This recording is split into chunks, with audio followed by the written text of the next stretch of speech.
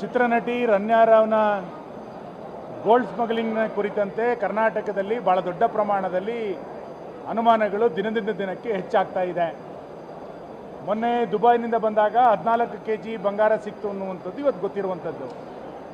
ಹಾಗಾದರೆ ಈ ಹಿಂದೆ ದುಬೈಗೆ ಹೋಗಿ ಕರ್ನಾಟಕಕ್ಕೆ ಬಂದ ನಂತರ ಅವತ್ತು ಕಳ್ಳ ಸಾಗಾಣಿಕೆ ಮಾಡಿದಂಥ ಗೋಲ್ಡ್ ಎಲ್ಲಿಗೆ ಹೋಗಿದೆ, ಇದರ ಹಿಂದೆ ಯಾರ್ಯಾರ ಕೈವಾಡಗಳಿದೆ, ರಾಜಕಾರಣಿಗಳ ಕೈವಾಡ, ಸರ್ಕಾರದ ಕೈವಾಡ ಇಲ್ಲದೆ ಇಷ್ಟೆಲ್ಲ ನಡೀಲಿಕ್ಕೆ ಇವತ್ತು ಸಾಧ್ಯ ಇದೆಯಾ?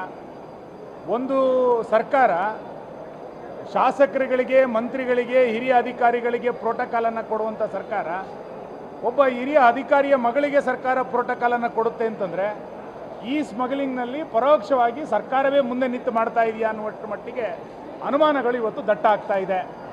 ನಾನು ಹಾಗಾಗಿ ಸಾರ್ವಜನಿಕ ವಲಯಗಳಲ್ಲಿರುವಂಥ ಚರ್ಚೆ ಇವತ್ತು ಈ ಹಿನ್ನೆಲೆಯಲ್ಲಿ ಗೃಹ ಸಚಿವರು 3 ದಿನದಿಂದ ನಮಗೇನು ಗೊತ್ತಿಲ್ಲ ಅಂತ ಹೇಳ್ತಾ ಇದ್ದಾರೆ ಅಂತಂದರೆ, ಒಂದು ಸರ್ಕಾರಕ್ಕೆ ಇಷ್ಟು ದೊಡ್ಡ ಪ್ರಮಾಣದಲ್ಲಿ ಕಳ್ಳ ಸಾಗಾಣಿಕೆ ಆಗಿದ್ರೂ ಕೂಡ ತನಗೇನು ಗೊತ್ತಿಲ್ಲ ಅಂತೇಳಿ ಸರ್ಕಾರ ನುಣುಚ್ಕೊಳ್ಳಿಕ್ಕೆ ಇವತ್ತು ಸಾಧ್ಯ ಇಲ್ಲ.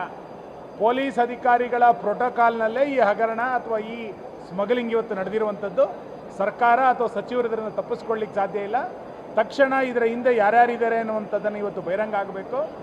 ಉಳಿದ ಎಲ್ಲ ಹಗರಣಗಳ ಜೊತೆಯಲ್ಲಿ ಕರ್ನಾಟಕ ಸರ್ಕಾರ ಗೋಲ್ಡ್ ಸ್ಮಗ್ಲಿಂಗ್ನಲ್ಲೂ ಕೂಡ ದೊಡ್ಡ ಪಾತ್ರ ನಡೆಸ್ತಾ ಇದೆ ಅಂತೇಳಿ ನಮಗೆ ಅನುಮಾನ ಹುಟ್ಟುವಷ್ಟರ ಮಟ್ಟಿಗೆ ಇವತ್ತು ಈ ಪ್ರಕರಣ ಬೆಳಕಿಗೆ ಬರ್ತಾ ಇದೆ. ಚಿತ್ರನಟಿ ರಣ್ಯಾರಾವ್ನ ಗೋಲ್ಡ್ ಸ್ಮಗ್ಲಿಂಗ್ನ ಕುರಿತಂತೆ ಕರ್ನಾಟಕದಲ್ಲಿ ಬಹಳ ದೊಡ್ಡ ಪ್ರಮಾಣದಲ್ಲಿ ಅನುಮಾನಗಳು ದಿನದಿಂದ ದಿನಕ್ಕೆ ಹೆಚ್ಚಾಗ್ತಾ ಇದೆ. ಮೊನ್ನೆ ದುಬೈನಿಂದ ಬಂದಾಗ 14 kg ಬಂಗಾರ ಸಿಕ್ತು ಅನ್ನುವಂಥದ್ದು ಇವತ್ತು ಗೊತ್ತಿರುವಂಥದ್ದು. ಹಾಗಾದರೆ ಈ ಹಿಂದೆ ದುಬೈಗೆ ಹೋಗಿ ಕರ್ನಾಟಕಕ್ಕೆ ಬಂದ ನಂತರ ಅವತ್ತು ಕಳ್ಳ ಸಾಗಾಣಿಕೆ ಮಾಡಿದಂಥ ಗೋಲ್ಡ್ ಎಲ್ಲಿಗೆ ಹೋಗಿದೆ, ಇದರ ಹಿಂದೆ ಯಾರ್ಯಾರ ಕೈವಾಡಗಳಿದೆ, ರಾಜಕಾರಣಿಗಳ ಕೈವಾಡ, ಸರ್ಕಾರದ ಕೈವಾಡ ಇಲ್ಲದೆ ಇಷ್ಟೆಲ್ಲ ನಡೀಲಿಕ್ಕೆ ಇವತ್ತು ಸಾಧ್ಯ ಇದೆಯಾ?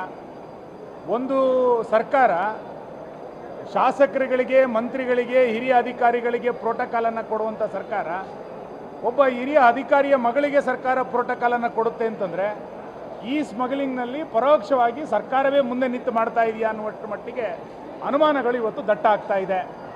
ನಾನು ಹಾಗಾಗಿ ಸಾರ್ವಜನಿಕ ವಲಯಗಳಲ್ಲಿರುವಂಥ ಚರ್ಚೆ ಇವತ್ತು ಈ ಹಿನ್ನೆಲೆಯಲ್ಲಿ ಗೃಹ ಸಚಿವರು 3 ದಿನದಿಂದ ನಮಗೇನು ಗೊತ್ತಿಲ್ಲ ಅಂತ ಹೇಳ್ತಾ ಇದ್ದಾರೆ ಅಂತಂದರೆ, ಒಂದು ಸರ್ಕಾರಕ್ಕೆ ಇಷ್ಟು ದೊಡ್ಡ ಪ್ರಮಾಣದಲ್ಲಿ ಕಳ್ಳ ಸಾಗಾಣಿಕೆ ಆಗಿದ್ರೂ ಕೂಡ ತನಗೇನು ಗೊತ್ತಿಲ್ಲ ಅಂತೇಳಿ ಸರ್ಕಾರ ನುಣುಚ್ಕೊಳ್ಳಿಕ್ಕೆ ಇವತ್ತು ಸಾಧ್ಯ ಇಲ್ಲ.